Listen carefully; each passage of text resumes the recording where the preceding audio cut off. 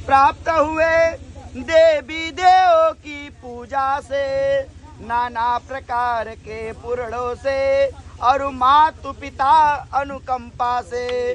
गृहस्थ आश्रम के अंदर सुख दुख दोनों सहना होगा, धैर्य हृदय में धारण कर हर दिन समान रहना होगा। आप कौन है? लड़की कह रही आप मेरे पूजनीय हैं और पति भी हैं, लेकिन इसलिए है कि आप हमारे सुख और दुख दोनों के साथी है। आज से हम आपकी पत्नी बन रहे हैं, तो ये नहीं कि जब सुख रहे तब आप मेरे साथ रहिए, दुख रहे तो मैं अकेले रही हूँ, ऐसा नहीं होना चाहिए। सुख और दुख हम दोनों का एक साथ में निभाना पड़ेगा। ये मेरा प्रथम वाक्य है। और दूसरे वाक्य में कहती है कि वापी कुआं तालाब यज्ञ सामाजिक यात्रा उत्सव में मेरी सन्मति लेनी होगी। ऐसे शुभ कार्य आरंभन में आज से आपको कुआं खुदवाना हो, हैंड पंप लगवाना हो, तालाब खुदवाना हो, चारों धाम की यात्रा करना हो या परदेश विदेश जाना हो, तो उसमें मेरा सलाह होना चाहिए।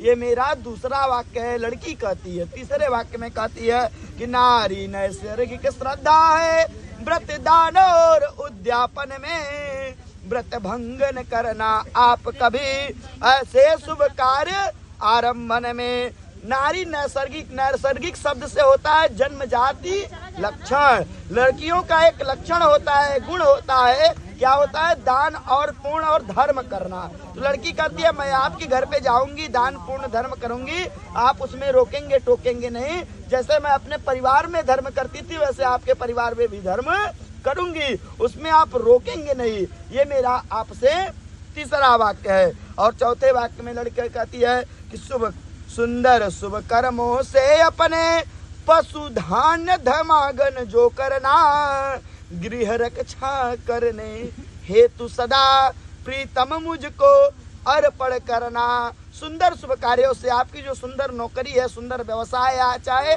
जो भी कमाने का स्रोत है, उससे जो धन दौलत रुपया पैसा आता है उसमें कुछ भाग हमारा भी होना चाहिए। इसलिए नहीं होना चाहिए कि मैं अपने मायके भिजवाऊंगी, इसलिए होना चाहिए कि जब आपके परिवार का सम्मान बचाना हो, आपके घर पे कोई कार्य करना हो, तो वह पैसा आपके ही कार्य में आए, अर्थात आपके कार्यों पर भी कुछ मेरा अधिकार होना चाहिए। ये लड़की का चौथा वाक्य है। किस लिए पैसा मांग रही है?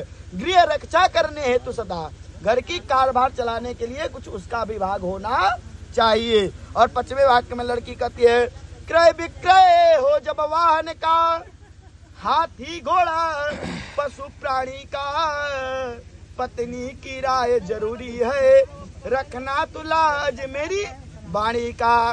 कहते क्रय विक्रय हो जब वाहन का, हाथी घोड़ा पशु प्राणी का। आज के बाद आपको क्रय मतलब खरीदना, विक्रय मतलब बेचना। कुछ भी खरीदना हो या कुछ भी बेचना हो, उस पे मेरा भी सलाह होना चाहिए। अच्छा, इस मत से मैं भी बड़ा संतुष्ट रहता हूँ। मैं नहीं, हमें लगता है पुरुष वर्ग सभी को संतुष्ट होना चाहिए। काहे? स्त्री जो है मार्केट के क्षेत्र में बड़ी निपुण होती है। उदाहरण दे दे महाराज, चाहे आपकी बहन बेटी हो चाहे मेरी बहन बेटी हो, अगर मार्केट में कोई वस्तु पुरुष वर्ग को लेना है तो वो सामान लेते हैं, इसके बाद पैसा पूछते हैं, पैसा पे करते हैं और चले जाते हैं। वहीं पे दुकान पे अगर हमारी माँ बहन बेटी या आपकी माँ बहन बेटी जाती है तो सर्वप्रथम पहला प्रश्न करती है कि भैया ये सामान कितने रुपए का है। दुकानदार बोल दिया 10 रुपए का है, तो लड़की तुरंत कहती है भैया तो के भैया बोल लिए तब वो 8 रुपये हम ना देबा। अरे बहन का रिश्ता तो देखा।